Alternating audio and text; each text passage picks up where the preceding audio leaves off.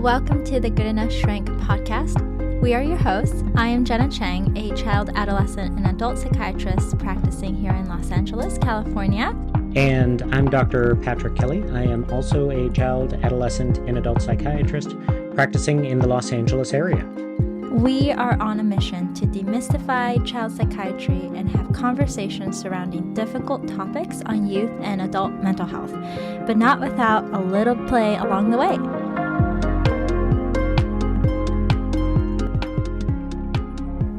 Hello there. Welcome back to the podcast. So today I wanted to do a solo dive into a concept that I use all the time, both at work and personally in my day-to-day life.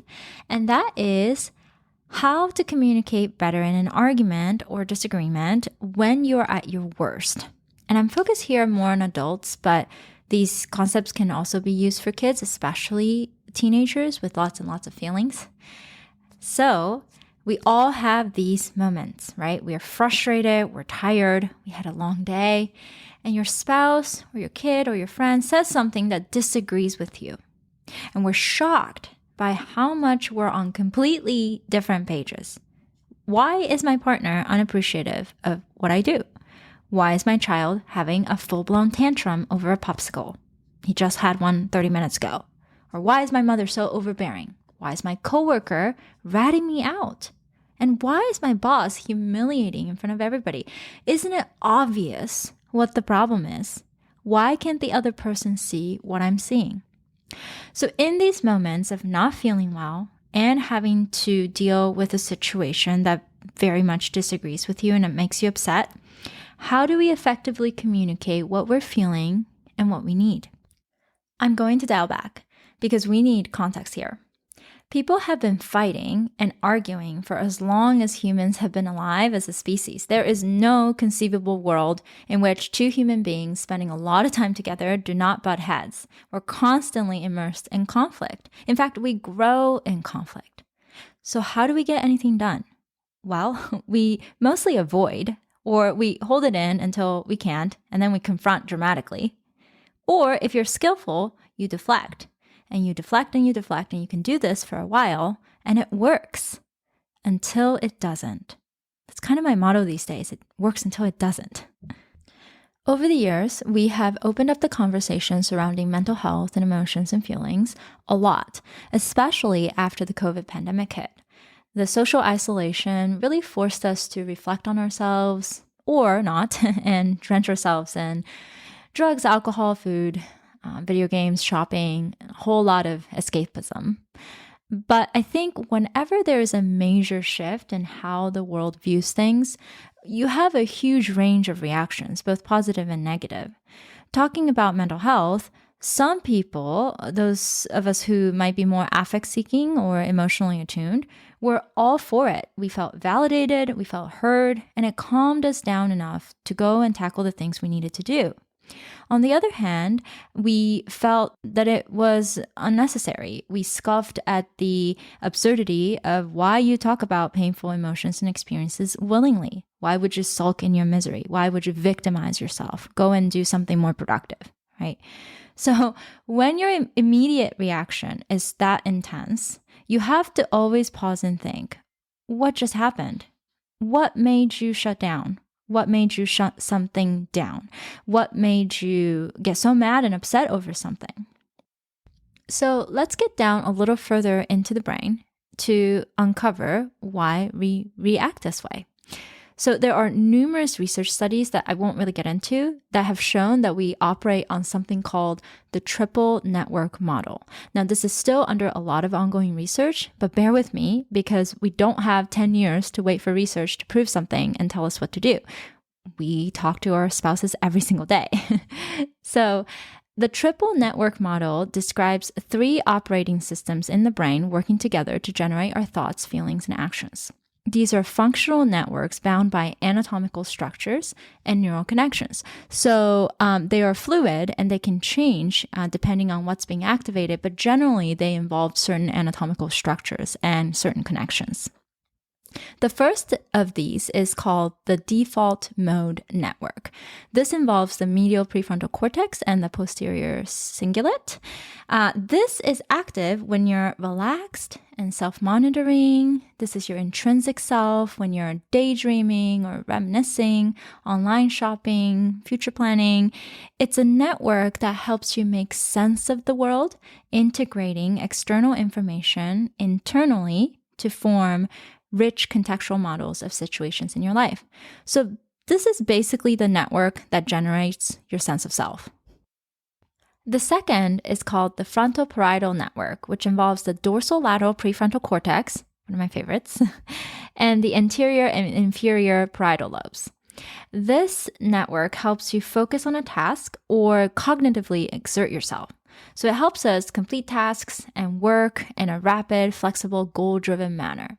It's us on the go figuring stuff out. We got to take the kids here. You got to go get groceries there. You got to drop off the mail over there, right? So it's us on the go, actively, cognitively, cerebral, figuring stuff out. The last one of the networks is called the Salience Network. And this includes the insula, which detects disgust, both physically and morally, and the anterior cingulate cortex, which is involved in attachment and affect regulation and mentalizing.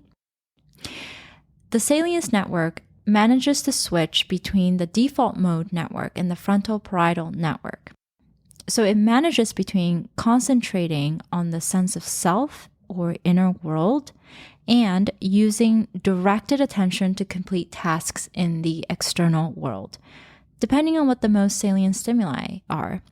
So the Salience Network is really important in processing reward, motivation, emotions, and even pain. Dysfunctional Salience Network leads to excessive sensitivity and hyperarousal, and is associated with high degrees of anxiety and neuroticism, panic, insomnia, and even things like chronic pain and seizures. The default mode network has been actually even associated with narcissistic personality disorder.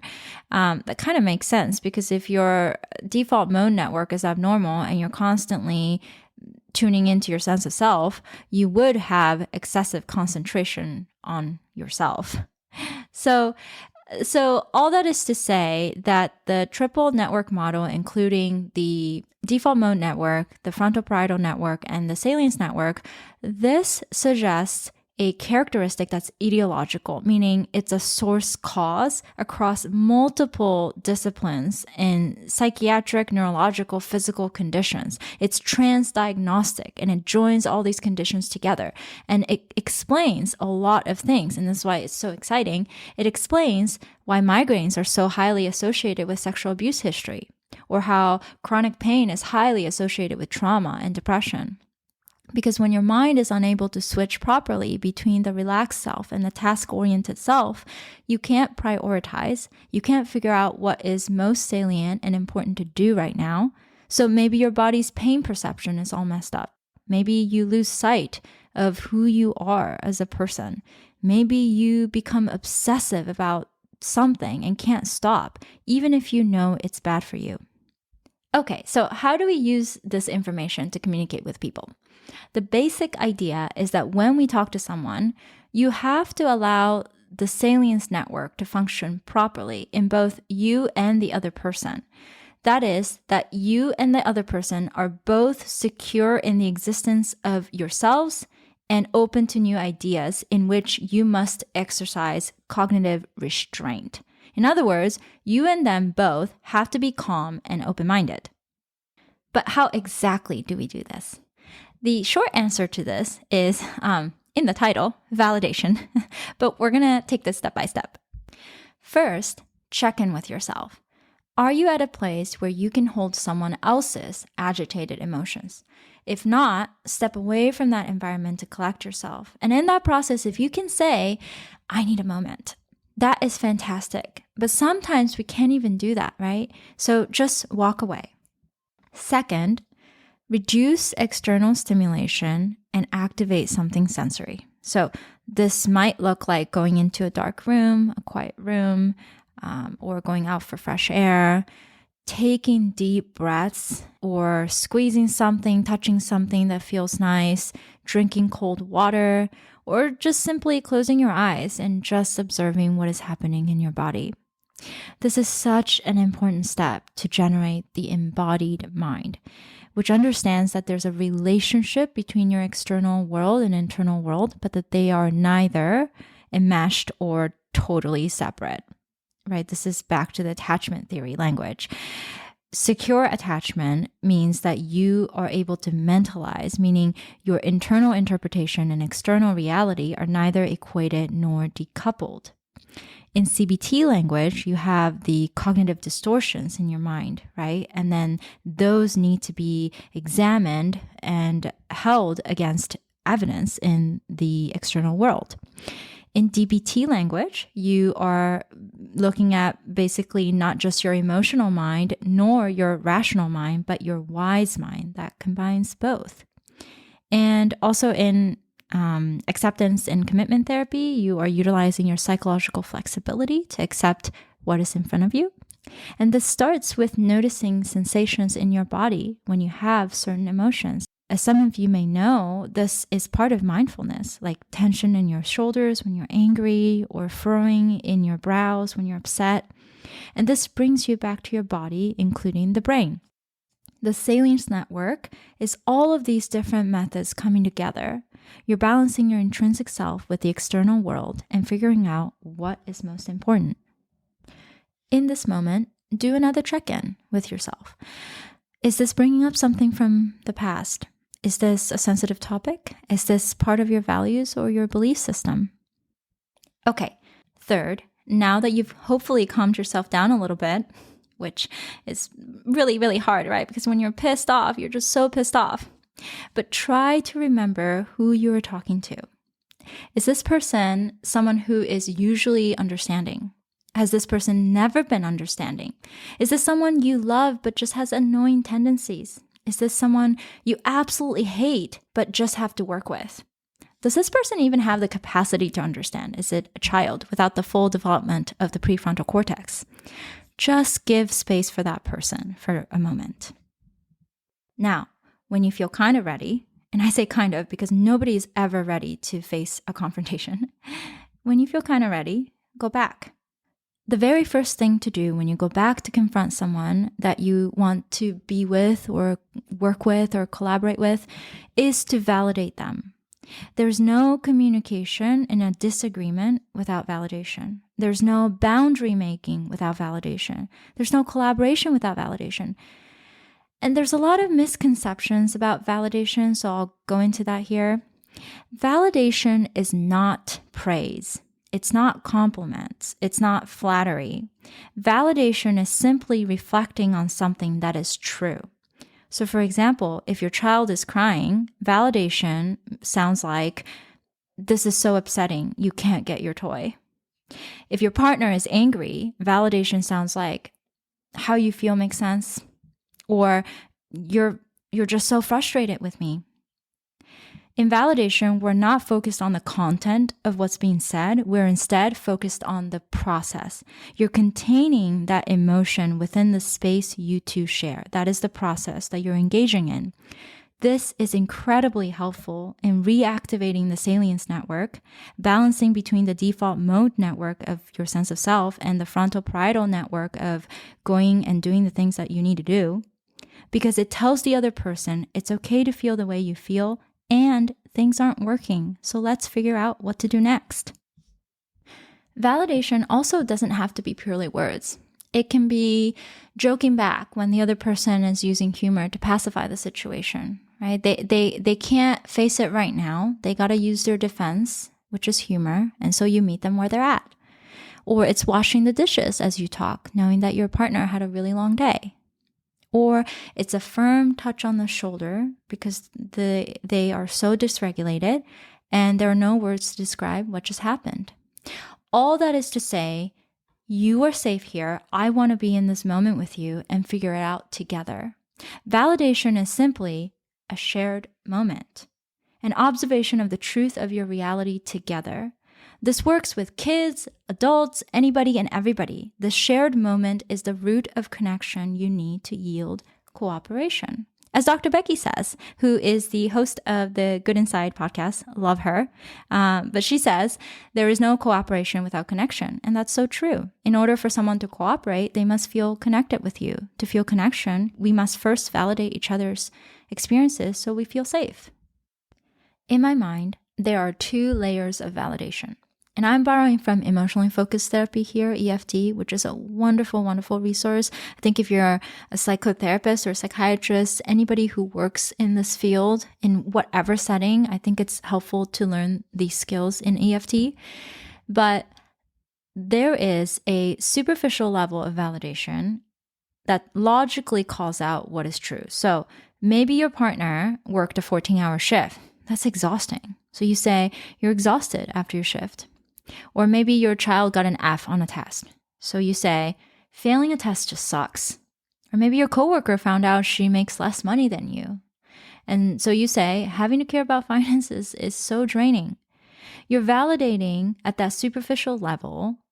And you do this first because you don't want to jump right into a highly vulnerable emotion like fear, or incompetence or unworthiness.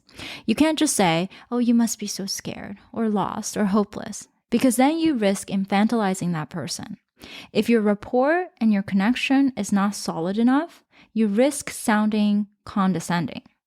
So validate the logistics and the situation first, then validate the emotions, and especially underlying vulnerable emotions.